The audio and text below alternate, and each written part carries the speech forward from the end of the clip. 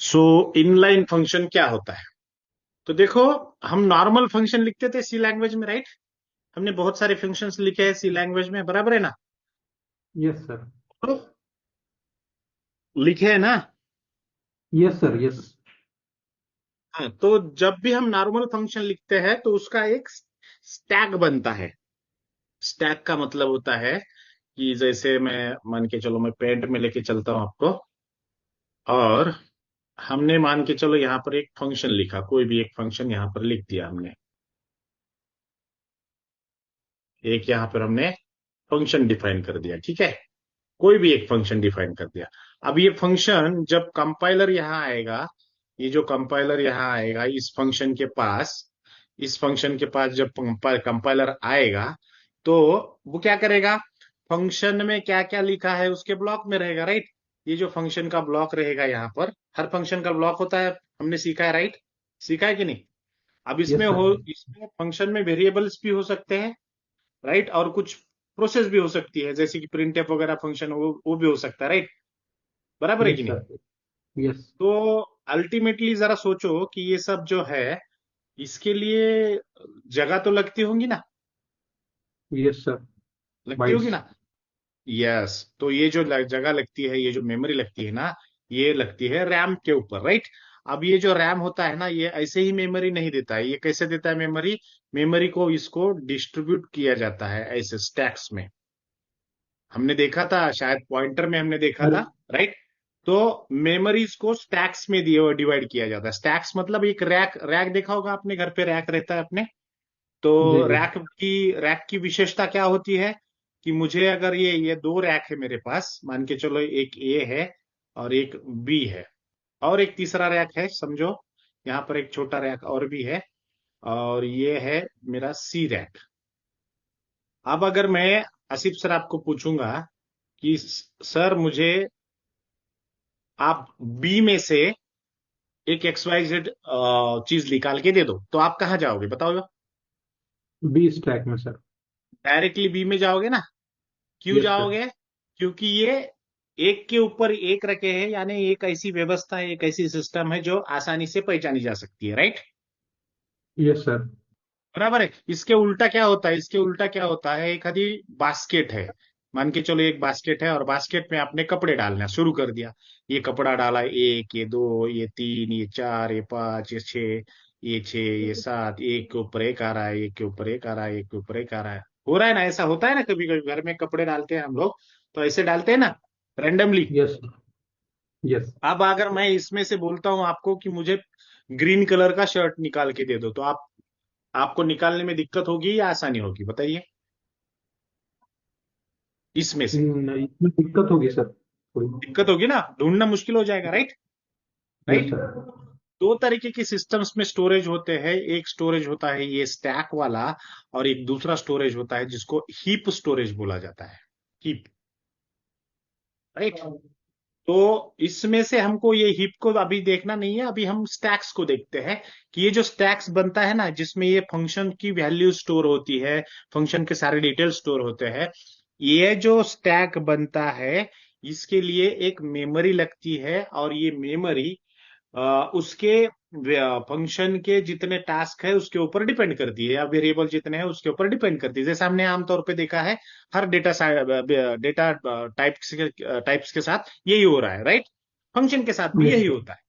तो यहाँ पर जो हम लोग सीख रहे हैं अभी, इनलाइन फंक्शन जिसको हमने बोला है, ये इनलाइन फंक्शन होता क्या है एक्चुअली? तो ये होता है, जब भी ऐसा कोई स्टैक बनता था हमारा अब तक के फंक्शन का, वो इस तरीके से बनता था कि यहाँ पर हो सकता है कि हमारे फंक्शन में रिकर्शन हो, रिकर्शन हो, या हमारे फंक्शन में हो सकता है कि लूप्स हो, राइट?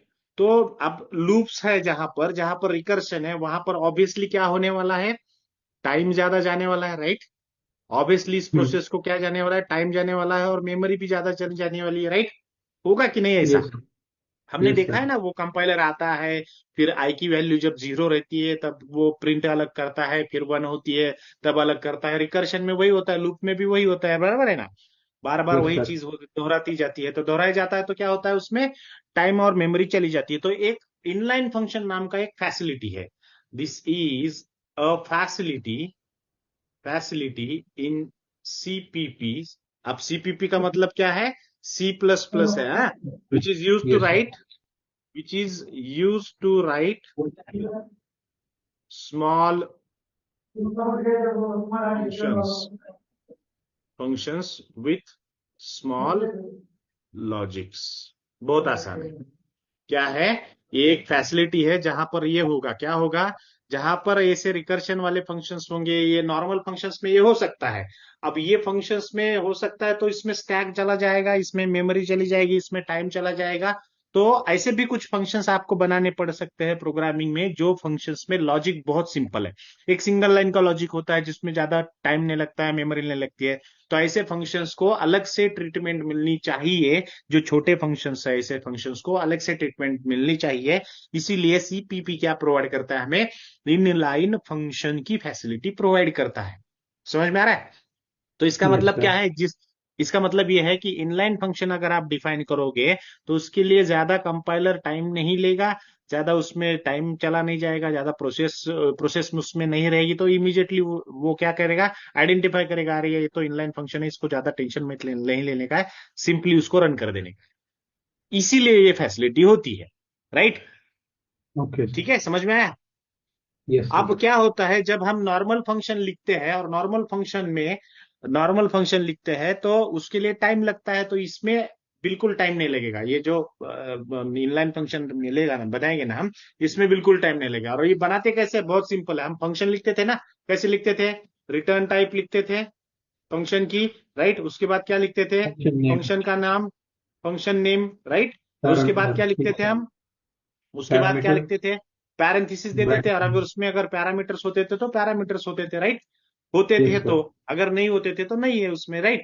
अब इसके Yes. अंदर क्या होता था? इसके अंदर ये इस तरीके से ब्लॉक Logic. होता था, बराबर है ना?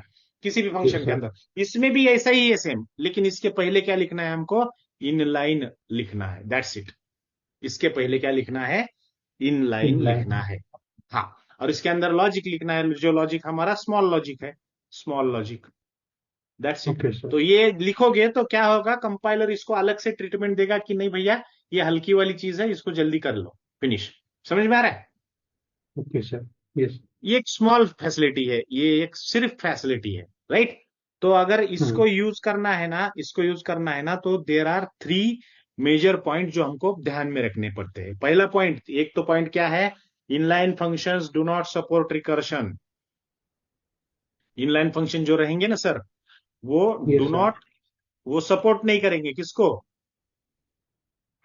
Do not Recursion. Support recursion. क्योंकि रिकर्शन क्या होती है? बार बार दोहराना पड़ता है, इसलिए वो टाइम कंज्यूमिंग और प्रोसेस ज्यादा होती है उसके अंदर, और मेमोरी भी ज्यादा चली जाएगी। तो इसलिए वो क्या करेगा? इनलाइन फंक्शन जब हम बनाएंगे तो वो सपोर्ट नहीं करेगा रिकर्शन को। मतलब जब भी हम इनलाइन फंक्शन का लिखने का सोचेंगे, तब points to remember remember while declaring inline inline function. बहुत सिंपल बात है, ठीक है? तो एक पॉइंट Yes, तो sir. ये हो गया। दूसरा क्या हो सकता है? लॉजिकली सोच के देखो, बताओ मुझे।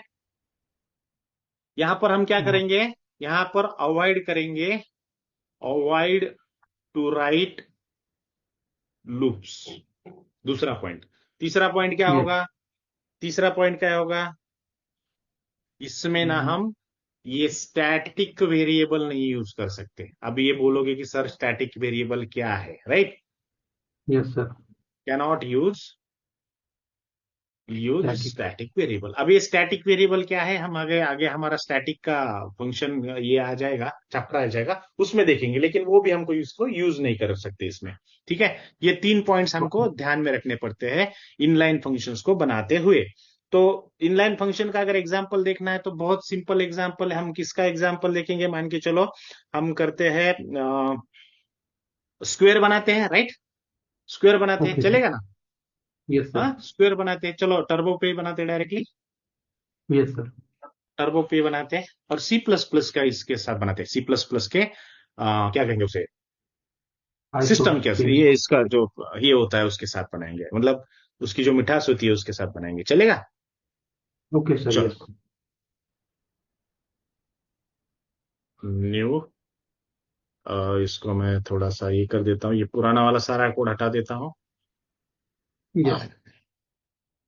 चलो, कैसे शुरुआत करते हैं हम, हैश इंक्लूड, अब यहां पर क्या लिखना है हमें, आई वो स्ट्रीम डॉट आइसोस्ट्रीम। एच, आई वो स्ट्रीम डॉट एच, फिर क्या लिखना है, हैश इंक्लूड, कंसोल के ओनियो। लिए हमें लगेगा ओनियो ओ न्यू डॉट डॉट एच। एच, क्योंकि यहाँ पर हम प्रिंटफ और स्कैनफ का यूज नहीं करते हैं, तो stdio डॉट एच नहीं लगेगा हमको, ठीक है। फिर क्या करेंगे, यस। वाइड मेन, ठीक है, मेन का फंक्शन। ब्लॉक, मेन का ब्लॉक। यस। अब हमको क्या करना है, सी प्लस प्लस के इसके अनुसार बनाना है, तो हम क्या करेंगे, वाइड मेन, मेन फंक्शन बाद में लिखेंगे, पहले क्या लिखेंगे हम, इनलाइन फंक्शन लिखेंगे। तो फंक्शन लिखने के लिए क्या करना पड़ता है मुझे, मुझे रिटर्न टाइप देनी पड़ती है, मान के चलो मैंने आईएनटी दे दिया, और फिर फंक्शन का नाम लेना पड़ा है, क्या लिखना पड़ता है, तो मैं अभी सी प्लस प्लस के स्टाइल से लिखूंगा, ठीक है, गेट स्क्वायर, समझ में आ रहा है अब, गेट स्क्वायर स्टाइल होती है इसकी एक, स्क्वायर निकालना है तो हमको कैसे, स्क्वायर मिलेगा, इस फंक्शन को यूज करके आपको स्क्वायर मिलेगा, इसलिए मैंने उसका नाम लिख दिया गेट स्क्वायर, ठीक है। और उसको एक नंबर भी तो पास करना पड़ेगा स्क्वायर में, यस राइट, सर। नंबर भी पास यस। करना पड़ेगा, बराबर है। अब क्या करेंगे हम इसको, इसका लॉजिक लिखेंगे, देखो इसका लॉजिक बहुत सिंपल है, क्या करेंगे, हम करेंगे return x into x, very simple, हो गया, फंक्शन बन यस गया, सर। ये स्क्वायर रिटर्न का का फंक्शन बन मतलब। गया ना, एक ही लाइन में यस बन सर। गया ना स्क्वायर फंक्शन, बराबर है। Yes sir. कुछ लिखना पड़ा हमें, ज्यादा कुछ लिखना पड़ा नहीं, लिखना पड़ा, एक ही लाइन में बन गया। अब क्या करना है मुझे, अब मेन फंक्शन में मैं लिख रहा हूं सी, अपना जो होता है गेट सी एच, और उसके बाद CLR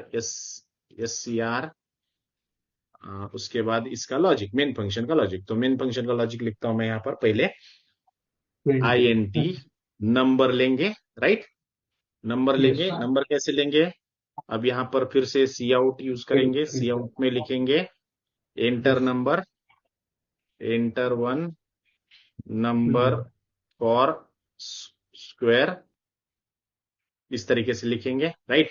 अब थोड़ा सा इसको मैं नीचे लाइन पे लाने के लिए क्या करूंगा, यहां पर अच्छा। मैं फिर से कैसे? सी आउट का एक्सट्रैक्शन ऑपरेटर यूज करके यहां पर मैं डबल इन्वर्टेड कॉमा दे दूंगा और स्लैश इन लिखूंगा, और यहाँ पर डबल इन्वर्टेड कॉमा, ठीक है, ये समझ में आ रहा है ना अभी आपको। Yes sir. अभी क्या करेंगे, CN नंबर ले लेंगे इंसर्शन ऑपरेशन के जरिए, और किस में लेना है हमको अब इस बार, नो नाम के वेरिएबल में लेना है, राइट, बराबर है। अब हमको क्या यस सर। करना है, इसको कॉल करना है। अब आप सोचो कि जो जो फंक्शन रिटर्निंग टाइप में इसमें होता था, फंक्शन विथ रिटर्निंग वैल्यू, उसको हम कैसे कॉल करते थे, हम ऐसे तो कॉल करते थे, INT result equal to, result नाम का एक नया वेरिएबल डिक्लेयर करके उसके अंदर वो वैल्यू डालते थे फंक्शन की, राइट। तो फंक्शन की वैल्यू अभी क्या निकलेगी हमारे, सिंपल है ना यार, गेट स्क्वायर, राइट, और इसको यहां पर ऐसा करके नंबर पास करेंगे इसके अंदर से, समझ रहे हैं ना, यस सर। राइट। और उसके बाद इसको कॉल करने के बाद क्या करेंगे, इसमें लिखेंगे, क्या लिखेंगे, सी आउट में लिखेंगे एक्सर्शन ऑपरेटर के साथ, यहां पर लिखेंगे रिजल्ट, मतलब ये स्क्वायर लिखेंगे, square of this number is, ऐसा करके लिखेंगे, और यहां पर क्या करेंगे, स्क्वायर दे देंगे, क्या लिखेंगे यहां पर, क्या लिखेंगे, रिजल्ट, रिजल्ट, ठीक है, क्योंकि रिजल्ट में जाने वाला है ना स्क्वायर हमारा। अब देखो ये जो प्रोग्राम है ना, इसमें मैंने फंक्शन तो लिखा है, राइट। आप बोलोगे सर ये क्या, आपने तो नॉर्मली फंक्शन लिख दिया, देखो सर नॉर्मल फंक्शन लिख दिया है, इसके अंदर मेरे ना फंक्शन के अंदर ना रिकर्शन है ना ही लूप है, तो मैं क्या करूंगा, इसको कंपाइलर को बताने के लिए कि भैया इसके अंदर लूप नहीं है, इसके अंदर रिकर्शन नहीं है, कोई बड़ा लॉजिक नहीं है, तो आप क्या करो, इसको इनलाइन ट्रीट करो, हो गया। क्या कर दिया यस मैंने, सर। सिंपली फंक्शन के आगे इनलाइन लिख दिया, राइट। अब देखते हैं, कंपाइल किया, जीरो एरर्स, रन किया, और एंटर द नंबर, नंबर बताइए कोई भी, 8 नंबर डाल देते हैं मान के चलो, तो आ गया 64, राइट। तो यस इसका सर। मतलब क्या है? इसका मतलब है कि मैंने जैसे ही इनलाइन लिखा, जो कंपाइलर होगा ना मेरा, वो अलग ट्रीटमेंट करेगा इस फंक्शन को। वो सोचेगा कि यार ये तो इनलाइन फंक्शन है, इसमें छोटा ही लॉजिक होगा, कोई ज्यादा टेंशन लेने वाली बात नहीं है। तो ये एक सीधा साधा कंसेप्ट है ऑब्जेक्ट ओरिएंटेड प्रोग्रामिंग लैंग्वेज का, जिसको हम बोलते हैं इनलाइन फंक्शन। आप, आई होप आपको समझ में आया होगा। Yes sir. कुछ नहीं है, जो फंक्शन है जिसके अंदर लूप्स नहीं रहेंगे, अगर सी प्लस प्लस में आप ऐसा कोई फंक्शन बना रहे हो जिसमें लूप्स नहीं है, जिसमें रिकर्शन नहीं है, और एक बहुत ही सीधा साधा फंक्शन है, तो उसको आप अगर इनलाइन डिक्लेयर करते हो तो कंपाइलर के द्वारा इसके लिए एक अलग ट्रीटमेंट दी जाती है। इसको बहुत जल्दी फास्ट प्रोसेस किया जाता है, ठीक है।